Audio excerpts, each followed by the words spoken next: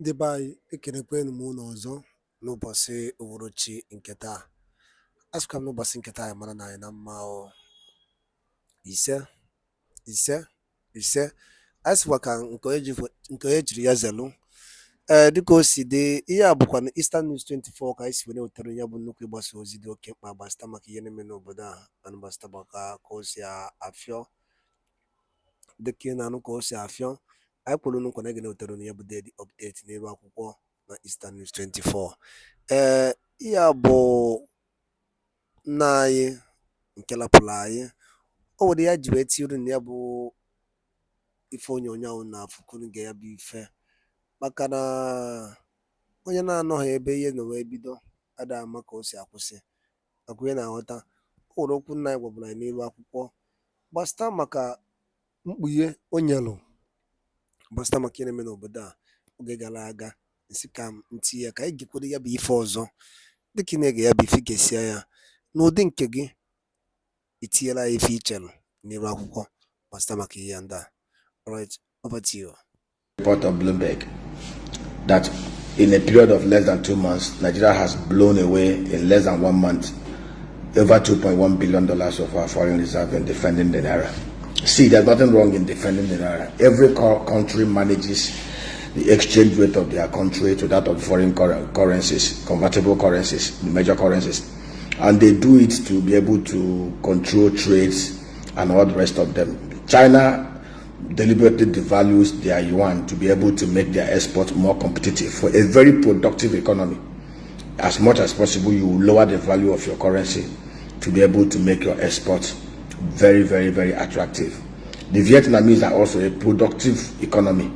The Vietnamese dong is about 24,000 dong to, yes, they're about to $1, but they are very productive. Annually, they export over $356 billion worth of goods and services, and they deliberately devalue their currency to make their exports very competitive, especially when compared to that of China into the US and other Western countries.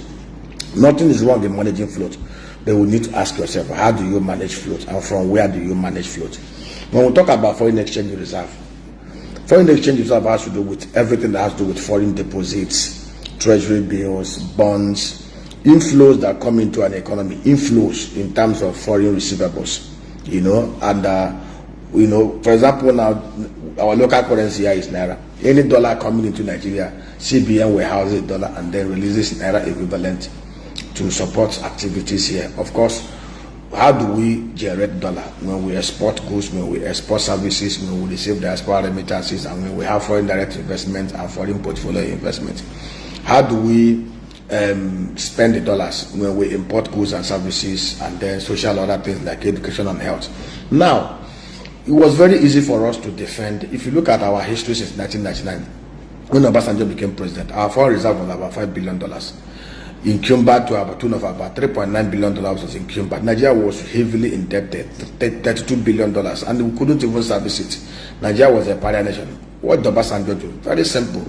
Became president, moved around the world begging the world to forgive us, to remove the pariah status of Nigeria, recruited some of the best hands, Okonji Wala, Charles Soludo, into his team, Taminu Yakubu and all the rest of them, Nasiru El Rufai, obvious the question, formed a very strong team, and within a space of 8 years, Obasanjo negotiated and paid off our foreign debt. $18 billion was paid as full and final settlement for that $32 billion. They forgave us about $12 billion. When Obasanjo became president, crude oil was in at $17.30. Our output was about 1.7 million barrels. Obasanjo understood clearly that to be able to shore up our reserve, to be able to build up enough base to protect the economy, he needed to ramp up oil output. Oil output was ramped up to about 2 million barrels a day. If you looked at Obasanjo's first term, oil prices never went above $23.50, but Obasanjo was able to manage no leakages. Obasanjo, of course, you know him, he's a very strong man. You cannot, most of those that stole under his government got dealt with. Tafa Balogun was disgraced and jailed. A lot of people Obasanjo was a strong man. He was the one that started the EFCC with Nuhu Ribadu, and Nuhu was very effective. Give it to Nuhu Ribadu. Nuhu Ribadu to tomorrow remains the most effective EFCC chairman Nigeria has ever had. In fact, the fear of Nuhu Ribadu was the beginning of wisdom. Of course, you saw he injected $15 million. Nuhu was very effective as EFCC chairman, and he helped Obasanjo to protect leakages in Nigeria. Obasanjo, by the time he left power in 2007, left foreign reserve of $47 billion, paid off external debt. We never, in fact, our external debt was less than $500 million debt, because Obasanjo cleared everything. So Yar'Adua and Jonathan inherited an economy that had near to zero external debt profile. Obasanjo gave them a clean slate with a foreign reserve of 40. And how was he able to build it? He shut down the leakages in the system. Even when he was leaving, he understood clearly that allowing the refineries and the oil of our Nigeria to remain in public sector will never allow it to work. He deliberately privatized it to the Blue Star Consortium. Of course, that was only one mistake Yar'Adua made. He reversed that sales. If that sales had been upheld, Nigeria wouldn't have been where we are today. Anyway, let me not digress. Obasanjo was able to build. Now, Yar'Adua and Jonathan inherited foreign reserve of $7 billion. Of course, output, they even ramped up output after Yar'Adua died. Jonathan took over. In 2010, Jonathan ramped up output to about 2.4 million barrels. 2011-2012, we had output at 2.4 million, 2.6 million barrels, crude oil and condensate. We were receiving inflows of about $90 billion in 2011, $98 billion in 2012, $75 billion in 2013 from crude oil receivables. And of course, they were able to defend the Naira. If you look at Naira was $88 Naira to $1 when Obasanjo became president. When he left, it was $124. Naira lost only about 38 Naira to $1. But Obasanjo was able to manage it very, very well. Same thing with Jonathan. We are paying huge subsidies on petroleum because petroleum price then was about 87 Naira. So we are paying huge price, but we were able to defend. We were spending billions of dollars. But what were we defending? We were defending with proceeds of crude oil. We weren't borrowing to defend. And of course, that Jonathan's government was the most reckless. We ended over $464 billion, in crude oil sales. We had, of course, he inherited zero debts practically from Obasanjo. But of course, by the time he left external debt of $10 billion, which was not too bad. Total debt profile was 12 trillion Naira. So when Buhari became president, he had a reserve of $29 billion, $20 billion unencumbered. He had oil he was trading. Don't let anybody deceive you. He created output of 2.4 million barrels a day. But Buhari, just like anything Buhari, when he came to 1983, we saw what he did. Very reckless, very incompetent. He blew away everything, got our crude oil resources stolen like sweet. From the height of 2.4 million barrels a day, it came down to less than 1 million barrels. By the time Buhari left office, Buhari had created massive holes for Nigeria, even sold crude oil in advance. In fact, he left Bese to Tinubu, Bese unpaid bills at the CBN that Yemi Cardoso was able to pay $5 billion. The other 2.4 billion that is yet to be resolved. So he left for Tinubu 77 trillion Naira national debt, $43 billion external debt position, and then way and means of 23 trillion Naira. Now I want us to understand why we are trading on a very dangerous landscape. Today, our output has remained at less than OPEC quota of 1.78 million barrels. Now, it was easy for Obasanjo, it was easy to Jonathan to defend. They weren't defending with borrowed funds, they were defending with massive crude oil sales. And if you look at our import figures in those days, from 2010, we only imported $64 billion worth of things. 2011, $89 billion. 2012, $60 billion. 2013, $67 billion. 2014, $71 billion. 2015, $52 billion. We were importing even more than we were importing now. But these guys were able to defend the Naira then because they had a huge dollar inflow. Crude oil resources was being sold. And Nigeria was earning crude oil revenue. But today, and they didn't have huge external debt to pay. There was no huge external debt because Obasanjo cleared the stable. But today, look at what Tinubu is grappling with. And that is what is scaring most of us who understand dynamics and fundamentals of economic management. Tinubu inherited $43 billion external debt obligation. That will be paid. Tinubu inherited over 27 trillion Naira domestic debt plus 23 trillion naira ways and means, and 7 trillion naira interest on it. This $43 billion external debt will be paid. There's going to be a service element to it. There's going to be repayment to it. And now, crude oil resources that will have helped us to cushion and defend the naira, just like the Jonathan era. You know, because if you look at between Obasanjo and Jonathan, naira lost only 111 naira because they had huge FX coming in from crude oil sales, because output was 2.4 million barrels. Today, output is 1.4 million barrels a day.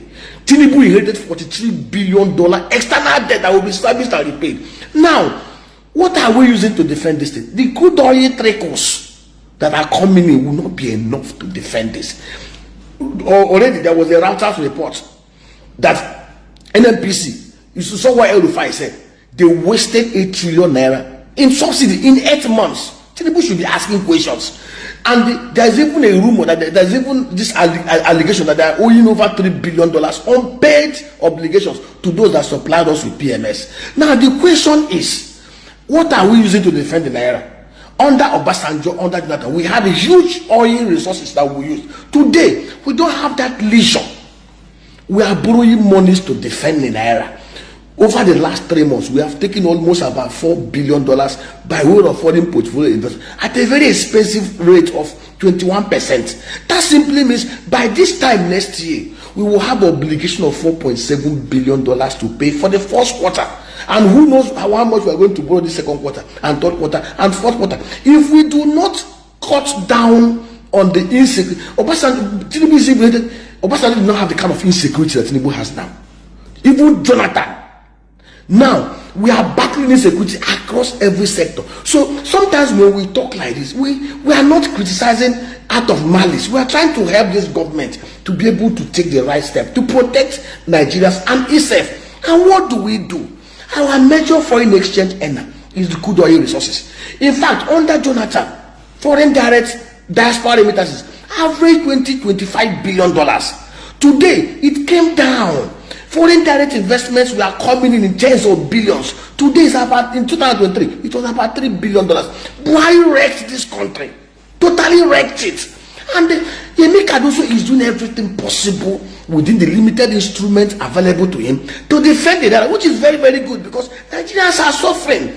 People are bleeding. So what Yemi is trying to do to see how he can bring this thing low, even to the level he met it.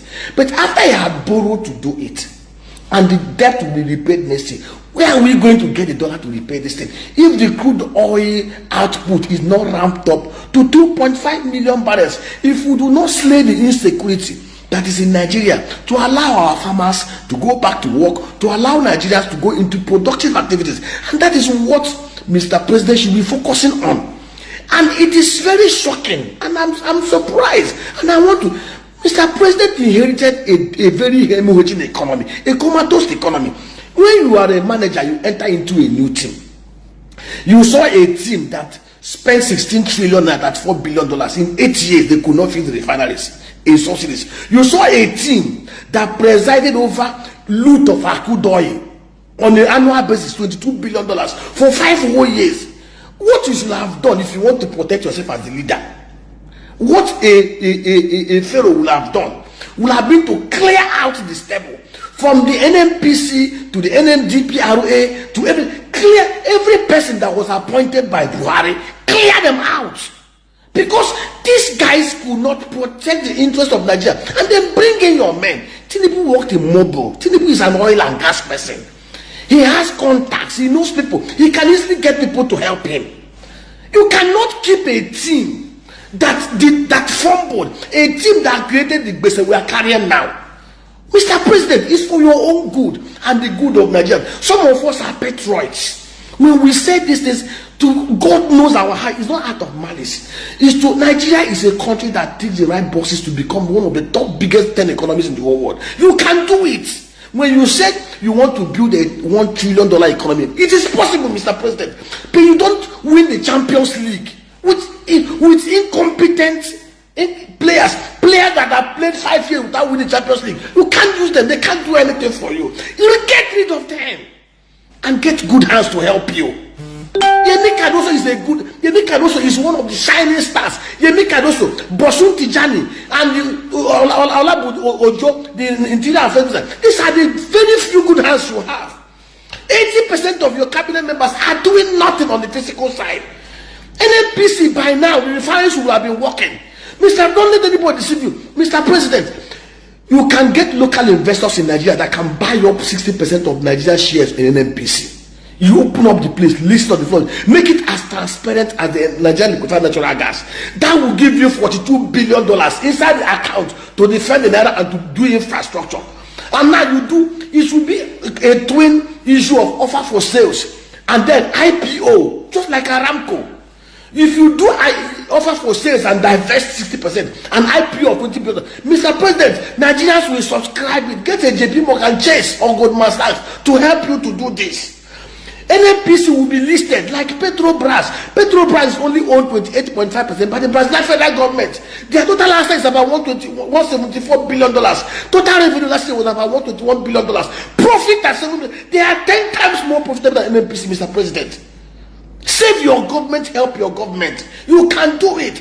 Renewed hope should start with Mr. President. Don't look at anybody. We know that people helped you to become president. People supported you. But when Nigeria is at a point of existential danger, do the right thing, put the right plug, and step on toes, Mr. President. You can do it. Get rid of anybody who was part of the Buhari's oil and gas industry. Clear them out and get people to help you. We need to help you make also from the physical side. On security, diversify the security architecture of Nigeria.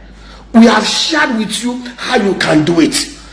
Recruit 100 youths from every community. Let the communities, let the electoral from every ward in Nigeria, let them donate their sons, Mr. President. Put them in the army, train them, equip them with, get in us and nod to provide, to produce for us armored personnel carriers, 4 in every local government area, armored truck mounted machine guns. Give them AK-47.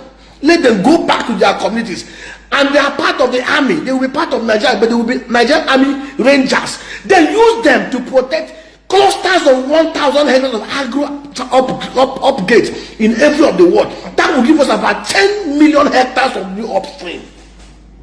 Clear them out. Let them use them to clear out the bandits. Mr. President, when you provide 24/7 security in Nigeria and you fix the oil and gas sector, I tell you, you are halfway into getting the $1 trillion economy that you've envisaged. And the EFCC is doing a good job. They should go beyond chasing those who are using $20. Olukoyede can do it. Unshackle him. Go after the former governors. Recover our monies, Mr. President. When you do these things, second term becomes easy for you. God bless you. And by that only nenu kunisnes reni eneme niru akwụkwọ edike iso wege ya bụ ife ịnụrụ ihe the ballon the gentle lion kwugasị niru akwụkwọ n'ụbọchị nke tata anọ ọzọ dịka ibe ya bụ ka efi were ikwu gbasịta maka ya bụ ife ndị a niile kwugasị niru akwụkwọ ife okwu olili nne okwu ya dịka osi dịka efi were ike ikwu gbasịta maka ya bụ ife drop ya on the comment section below. Chitekwe ya bụ Eastern News 24 ka isi were wetara unu n'okwu ozi ya dị oke mkpa. Daalụ na ụmụnne m gwa nke